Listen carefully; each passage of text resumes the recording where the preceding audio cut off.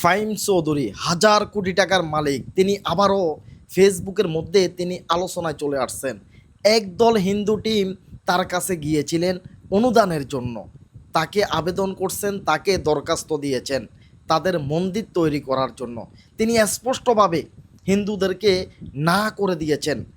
হাজার কোটি টাকার মালিক তিনি ফাহিম চৌধুরী, তিনি হাজার হাজার মানুষকে দান করেন, অথচ সে ফাহিম চৌধুরী একদল হিন্দু টিমকে না করে দিয়েছেন তিনি কোনো অনুদান দিতে পারবেন না মন্দির তৈরি করার জন্য। তিনি স্পষ্টভাবে বলছেন যে এটা আমাদের ইসলাম ধর্মের বিরোধী, এটা আমার ইসলাম ধর্মে নেই যে অন্য কোনো ধর্ম তাদের উপাসনা তৈরি করার জন্য, তাদের পূজা করার জন্য আমি সহযোগিতা করতে পারবো না। যদি কোনো মানুষ, অসহায় কোনো মানুষ যদি আমার কাছে অনুদান চায়, তাহলে আমি তাকে সহযোগিতা করতে পারবো, সে যে ধর্মের লোক হবে হোক। যদি সে মানুষ হয়, তার খাওয়ার দাওয়ার আমি ব্যবস্থা করতে পারবো। কিন্তু সেইখানে পূজা করার জন্য ঘর নির্মাণ করা, সেখানে মন্দির তৈরি করা, এই কাজে আমি সহযোগিতা করতে পারবো না। এই বলে তিনি স্পষ্টভাবে তার ভিডিওটা সোশ্যাল মিডিয়াতে তিনি পাবলিশ করছেন।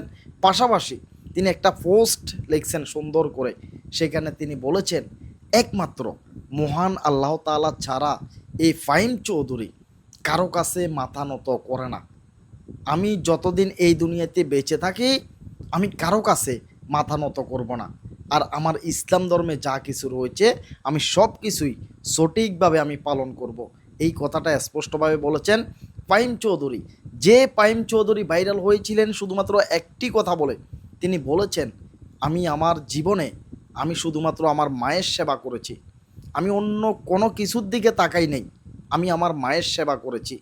এখন এই মুহূর্তে আমার মায়ের দোয়া আমার সাথে রয়েছে, আমি যেখানে যাই, যেই কাজে আমি হাত দিই সেই কাজটা শোনা হয়ে যায়, যেখানে হাত দিই সেটা শোনা হয়ে যায়।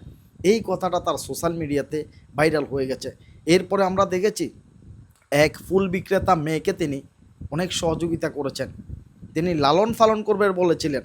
এরপরে আমরা দেখলাম কোরবানির ঈদে একজন বাবা তার সন্তানের চিকিৎসা করাতে পারতেছে না, ক্যান্সারে আক্রান্ত, যেই গরুটার মূল্য শুধুমাত্র 1-2 লক্ষ টাকা, সেই গরুটা তিনি 20 লক্ষ টাকা দিয়ে ক্রয় করেছেন। তাদেরকে তিনি সহযোগিতা করেছেন, একজন ক্যান্সার আক্রান্ত রোগীকে তিনি বাঁচিয়েছেন। তিনি এইভাবেই কিন্তু মানুষের সহযোগিতা করেন, প্রতিনিয়ত তিনি মানুষের সহযোগিতা করে আসতেছেন। কিন্তু আজকের ঘটনাটা সম্পূর্ণ ভিন্ন। আজ পর্যন্ত বাংলাদেশের কোনো আলেম এটাকে নিয়ে বিশ্লেষণ করেন নাই যে একজন মুসলিম হয়ে পূজা করার জন্য কিংবা মন্দির করার জন্য কিংবা মন্দিরে কোনো টাকা পয়সা দান করতে পারবে কিনা, যাতে বাংলাদেশের আলেম ওলামা অনেক রয়েছে তাদের কাছ থেকে যাতে মাসালাটা আসে। ভিডিওটা শেয়ার করে দিবেন।